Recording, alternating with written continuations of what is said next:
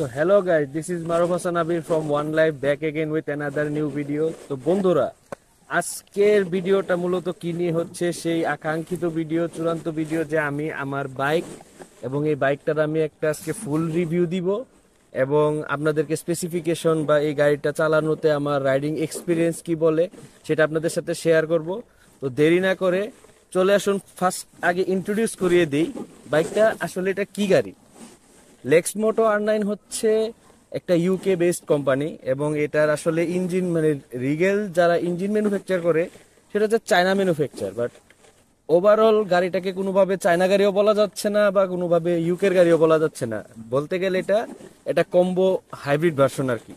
Originally আসলে লেক্সমোটো যে ব্র্যান্ডটা সেই ব্র্যান্ডটা হচ্ছে আপনাদের ইউকে বেস।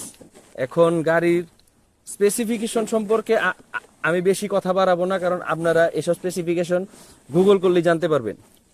তো বিষয়টা হচ্ছে যে এই লেক্সমোটো গাড়িটা আমি এই কালারটা নিয়েছি কারণ এই লেক্সমোটো গাড়িটা আপনার ব্লু ভেরিয়েন্ট, রেড ভেরিয়েন্ট এবং গ্রে ভেরিয়েন্টে পাওয়া যায়। তো আমি ব্লু রেড তো ভাইয়া সচরাচর কমন, যে পথেঘাটে অনেক কিছুই অনেক জায়গায় দেখলি সুজুকিতে বা আর অন্যভাবে ব্লু কালার দেখা যায়। তো আমি একটু ভেরিয়েশন মানে ইউনিক একটু ভেরিয়েশনের কারণে এই গ্রে কালারটা নিয়েছি এবং এই গ্রে কালারটার মধ্যে দেখবেন আপনার এই যে ইয়েলো মার্ক করা আছে, স্টিকার মার্ক করা আছে, যার ধরুন গাড়িটার লুকটা আরো এগ্রেসিভ লাগতেছে। আরেকটা জিনিস আপনাদেরকে বলি যে এই গাড়ির যে আমার যে এক্সজস্টটা, এই এক্সজস্টটা কিন্তু এটা স্টক, অরিজিনাল স্টক ফিটিংস। অনেকে কালারটা দেখে ভাবে যে আমি এটা চেঞ্জ করেছি, কিন্তু আসলে বিষয়টা তেমন না। বিষয়টা হচ্ছে যে এটা আমার গাড়ির সাথে স্টকই ছিল। আমার গাড়িতে মোটামুটি এক্সট্রা মডিফিকেশনের মধ্যে আপনাদের কিছু নেই। মডিফিকেশনের মধ্যে জাস্ট আমি ব্রেক সেটআপটা চেঞ্জ করেছি আর এই মিরর দুটো আমি চেঞ্জ করেছি, কারণ আমার যে স্টক মিররটা ছিল, স্টক মিররটা একটু বেশি ওয়েট ছিল, মানে বড় ছিল, যার ধরুন চলাচলের সময় একটু আমার সমস্যা হতো। তো এবার বলি গাড়ির মেইন বিষয়টা, যে এই লেক্সমোটো গাড়িটা আমার যখন প্রথম পছন্দ হয়েছিল তখন গাড়িটার লুকসটা আমাকে খুব অ্যাট্রাক্ট করে, কারণ গাড়ির লুকসটা মাশাআল্লাহ খুবই সুন্দর এবং এক নজরেই পছন্দ হয়ে যাওয়ার মতো। তো মেইন বিষয়টা হচ্ছে গাড়িতে আপনার 6 স্পিড গিয়ার বক্স এবং এটার ফুয়েল ক্যাপাসিটি হচ্ছে 14.7 লিটার। আর আপনার এটাতে 165 সিসির লিকুইড কুলিং ইঞ্জিন ব্যবহার করা হয়েছে, যার ধরুন গাড়িটা যখন আপনার অতিরিক্ত গতিতে বা অনেকক্ষণ যখন আমরা চালাই তখন হালকা একটু গরম হলেও কিছুক্ষণের ভিতরে আবার এটা সাথে সাথে ঠান্ডা হয়ে যায়।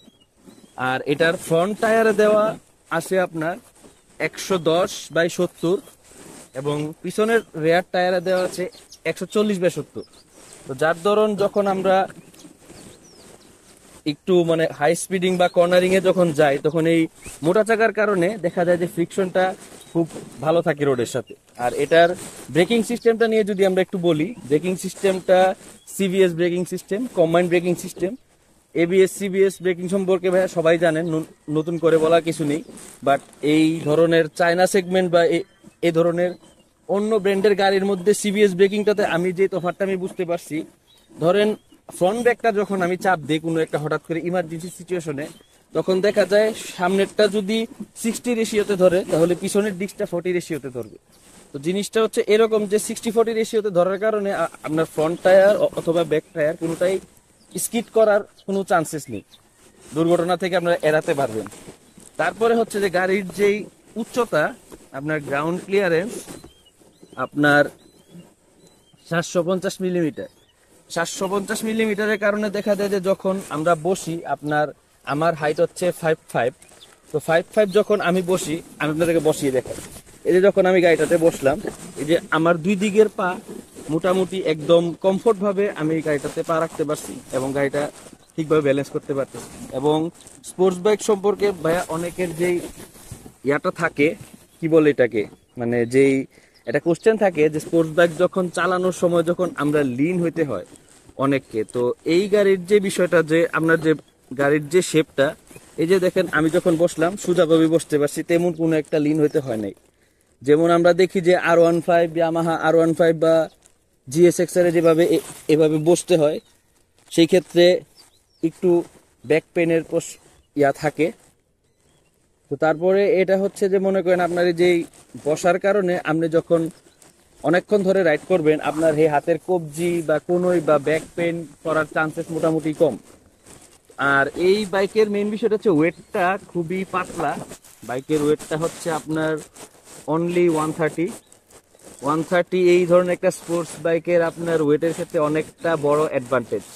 সেটা কিভাবে, যখন আমরা গাড়িটার রাইড করি অফ রোডিং বা সমান রাস্তার মধ্যে, তখন গাড়ির যখন একটু স্পিড যখন বেশি থাকে, সরি ভাই একটু ওয়েদারের কারণে ঠান্ডা লাগছে। তো অফ রোড বা অন রোডে যখন আমরা স্পিডে যখন আমরা গাড়িটা চালাই, তখন দেখা যায় গাড়ি গতি বাড়ার সাথে সাথে গাড়িটা তখন একটু শেক কম করে বা গাড়িটা অনেক পাতলা হয়ে যায়। যখন আপনি যখন ধরে রাখবেন তখন বাতাসটা যেটা পাস হবে আপনার এই ফেয়ারিং এর কারণে বাতাসটা খুব সুন্দরভাবে পাস হয়ে যাবে। যে আসলে চায়না বাইক কেন, গাড়ি কেনার সময় তো ভাইয়া আমাদের দেশে এখন বর্তমানে 250 সিসি 300 সিসি গাড়ি অ্যাভেলেবেল। সেই জায়গায় আমি ব্র্যান্ডের গাড়ি বা বিভিন্ন নাম করা ইন্ডিয়ান ভেরিয়েন্টের বাইকগুলা বাদ দিয়ে আমি এই গাড়িটা কেন নিলাম? এই গাড়িটা নেওয়ার পিছনে আসলে ভাই 2-3টা কারণ রয়েছে, যার মধ্যে একটা হচ্ছে যে আমি সব সময় ছোট থেকেই একটু চিন্তা করতাম যে একটু ইউনিক ভেরিয়েন্টে কিছু আমি ট্রাই করি সব সময়। তো ভাইয়া নতুন ভেরিয়েন্টের একটা গাড়ি যদি তখন আমি কিনতে যেতাম, তাহলে মার্কেট থেকে আমাকে মোটামুটি অনেকটা বড় অঙ্কের টাকা নিয়ে নামতে হতো। তো আসলে টু বি ফ্র্যাঙ্ক ভাইয়া বাজেটটাও এত বেশি ছিল না। এই ধরনের স্পোর্টস সেগমেন্টের মধ্যে গ্রে কালারটা একটু কমে আমার চোখে পড়ছে রাস্তার মধ্যে।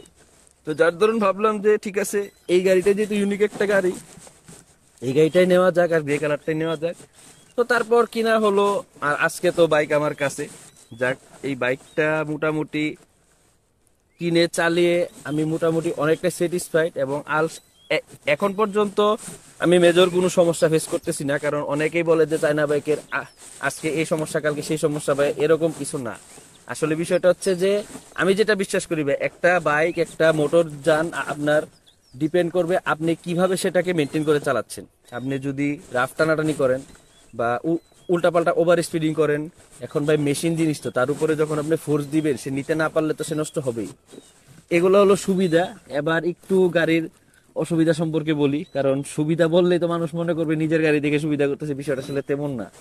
বিষয়টা হচ্ছে এই গাড়িতেও কিছু সমস্যা রয়েছে। যেমন ফার্স্ট সমস্যা যেটা, যখন আমি অনেকক্ষণ যাবত চালাই, এই যে এই চেসিসের যে প্যানেলটা, স্টিলের যে চেসিস যে বডিটা, ইঞ্জিন যখন হিট হয় তখন এই চেসিস প্যানেলটাও ভাইয়া মোটামুটি অনেকটাই হিট হয়। তো দেখা যায় যে যখন পা থাকে এখানে, তো পায়ের মধ্যে একটু হালকা গরম, একটু আনইজি একটু লাগে। বাট এটা কোনো মেজর সমস্যা না, বাট একটা সমস্যা। দ্বিতীয়ত হচ্ছে যে ভাইয়া এই ফুট প্রেসটা দেখেন, আমরা অন্যান্য বাইকে দেখি যে ফুট প্রেস তুললে কিন্তু ফোল্ড হয়ে যায়, কিন্তু এটার মধ্যে বিল্ট ইন স্প্রিং সিস্টেম লাগানো যায়। আমি যদি ফোল্ড করিও আবার এটা আগের জায়গায় চলে আসবে, এটা একটা বিষয়। দ্বিতীয়ত হচ্ছে যে ভাইয়া স্পোর্টস বাইকের জাতীয় সমস্যা যেটা পিলিয়ন সিট। আসলে ভাইয়া স্পোর্টস বাইক বানানো হয় ওই প্ল্যানিং করে যে রাইডিং ওয়ান সিটেড কমফোর্ট করেই স্পোর্টস গাড়িগুলা আসলে বানানো হয়। তো সেই ক্ষেত্রে পিলিয়ন সিট দেওয়াটা যেমন একটা মানে উপকারী জিনিস, আর এটা দিয়ে আরো সমস্যা মানুষের জন্য বাড়িয়ে দেয়। কারণ এই যে সিট দেখেন, এই চিকন একটা সিট, তার মধ্যে প্লাস্টিকের বডি যেটা, আপনারা যারা অনেকে বসে গাড়িতে আপনার সুন্দর করে, তারা ফ্রিলি বসতেও পারে না, বা বসলেও তাদের অনেক সমস্যা হয় বসতে। তো এই হচ্ছে একটা জিনিস। আর আরেকটা জিনিস যে গাড়িটাতে বৃষ্টির সময় যেটা আমি দেখলাম, যে বৃষ্টির সময় যখন অনেক অনেক সময় দেখা যায় গাড়ি বাইরে বৃষ্টিতে ভিজে বা বৃষ্টিতে ভিজা থাকে, তখন গাড়ির পিক আপটাতে একটু সমস্যা দেয়। মনে করেন পিক আপটা একটু হালকা ছেড়ে দেয়। তো আমি সেটা শোরুমের সাথে কথা বলছি, শোরুমে বললো যে ভাইয়া স্লেক্স মোটর তো স্পার্ক প্লাগের যে অপশনটা সেটা একটু বাইরের দিকে, যার ধরুন পানি যখন, এই সমস্যার সমাধানটা হচ্ছে ভাইয়া আমি যেটা খেয়াল করে দেখলাম, যে ধরেন যখন পানি জমে, যখন মানে মানে গাড়িটা পিক আপ নেয় না, কিছুক্ষণ বন্ধ রাখলেই তখন আবার অটোমেটিক পরে চালু হয়ে যায়। তো ভাইয়া এই হচ্ছে বিষয়। এখন ভিডিওর আমরা একদম শেষ প্রান্তে চলে আসছি। তো গাড়ির মূলত ওভারঅল একটা রিভিউ আপনাদেরকে দেওয়ার যথেষ্ট চেষ্টা করলাম। এখন আপনারা যদি এই ধরনের কোনো চায়না বাইক বা অন্য ব্র্যান্ডের একটু ভেরিয়েন্ট যদি ট্রাই করতে চান, আপনারা এই বাইকটা নিঃসন্দেহে নিতে পারেন। এবং এই বাইকের যে বর্তমান মূল্য, এই বর্তমান মূল্য শুনলে ভাইয়া আপনারা অনেকেই হয়তো একটু শখ খেতে পারেন। সবচেয়ে মজার বিষয় হলো ভাইয়া, গাড়িটা সম্পর্কে একটা জিনিস বলতে ভুলেই গেলাম। এই গাড়ির যে ওভারঅল যে গাড়ির লুক, এই লুকটা একটা অনেক জনপ্রিয় গাড়ির সাথে মিল আছে। সেটা কোনটা আপনারা গুগলে সার্চ করলেই পেয়ে যাবেন, যে ডোকাটি পেনিগেল V4 দিয়ে সার্চ দিবেন। তো এটা তো ভাইয়া ডোকাটি লেভেলের জিনিস না, কারণ ডোকাটি তো অনেক হায়ার লেভেলের জিনিস। এখন শুদ্ধ বাংলায় বলতে যে গরিবের ডোকাটি, আসলে গরিবের ডোকাটি বলতে, কারণ এটার যে লুক A to Z পুরা লুক আপনার প্রায় 95% ডুকাটি পেনিগেলের সাথে ম্যাচ করে। আপনারা গুগলে সার্চ করে দেখতে পারবেন লেক্স মোটো R9 এবং ডুকাটি পেনিগেল V4, আপনারা অনেকটা সিমিলার পাবেন। এবং এটার যে হেডলাইটের যে পোষণটা বাজ পাখির মতো পুরা, এই হেডলাইটের পোষণটা আপনার যখন রাতের বেলা যখন লাইটটা ইউজ করা হয়, দেখতে আপনার খুবই সুন্দর লাগে। আর আমি গাড়িতে হালকা পাতলা কিছু মডিফিকেশন করেছি, সেটা আমি আপনাদেরকে স্টেপ বাই স্টেপ দেখিয়ে দেব। তো ভাইয়া, ওভারঅল আমরা ভিডিও শেষ প্রান্তে চলে এসেছি। তো কেমন লাগলো আপনাদের গাড়ির রিভিউ আপনারা কমেন্ট বক্সে জানাবেন। চ্যানেলটা সাবস্ক্রাইব করবেন এবং বেল বাটনে প্রেস করে রাখবেন, যাতে পরবর্তী ভিডিওর জন্য আপনারা সাথে সাথে আপডেট পেয়ে যান। এবং আমার গাড়ির টুকটাক কিছু মডিফিকেশন আছে, সেগুলা আপনাদেরকে পরের ভিডিওতে দেখাবো।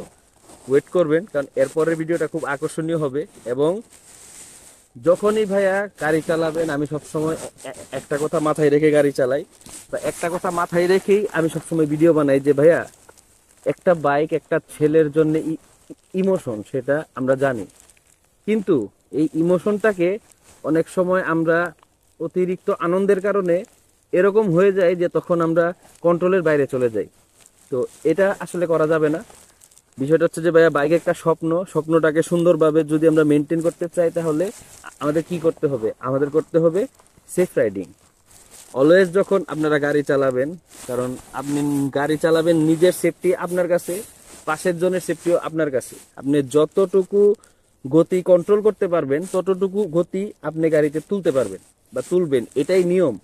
আর অবশ্যই ভাইয়া, গাড়িতে আপনি গাড়ি যখন চালাবেন, আপনি মেক শিওর থাকবেন যে আপনার এই দুইটা মিরর এবং চারটা ইন্ডিকেটর যাতে ঠিকঠাক মতো কাজ করে।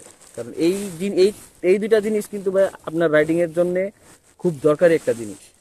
এবং অলওয়েজ হেলমেট পরবেন, এবং ভালো সার্টিফাইড লেভেলের হেলমেট পরবেন। আমাদের দেশের সংবিধান অনুযায়ী যে আইন, ট্রাফিক আইন আমাদের সবার মানা উচিত, সেই ট্রাফিক আইন অবশ্যই মেনে চলবেন।